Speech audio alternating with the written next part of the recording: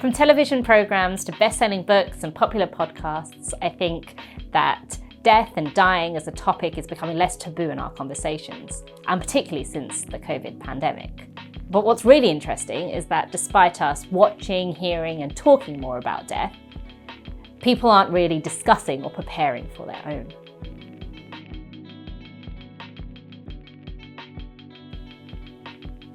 People are really concerned about what makes a good death still. They want to be at home, surrounded by their loved ones, not be in pain. They want to find peace and reconciliation at the end of their lives, and they want to be prepared. But memorialisation practices and trends are changing in the UK. Fewer people are requesting a religious funeral. Religious professionals aren't participating in funeral arrangements as much anymore.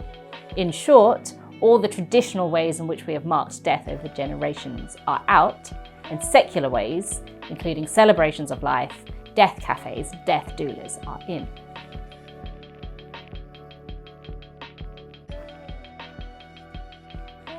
Theos, in partnership with the Susanna Wesley Foundation, has written this report, Ashes to Ashes, Beliefs, Trends and Practices in Dying, Death and the Afterlife, to map the trends in dying, death and the afterlife in the UK, and really asking the question of what is the role of churches and faith communities in this?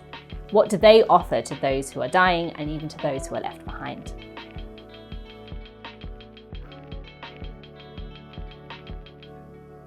Death has such nuanced emotional complexities to it, but we believe that churches and faith communities have an opportunity to reclaim their role, offering pastoral care and theological accompaniment to the dying and to the bereaved.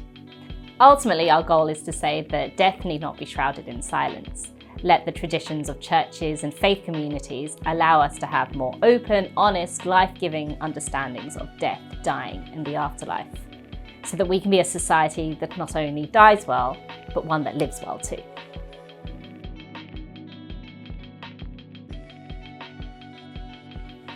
This is just the start of Theos's journey on the topic of death. We plan to launch future research and events on the topic to really get to the heart of the changing role of religion in death.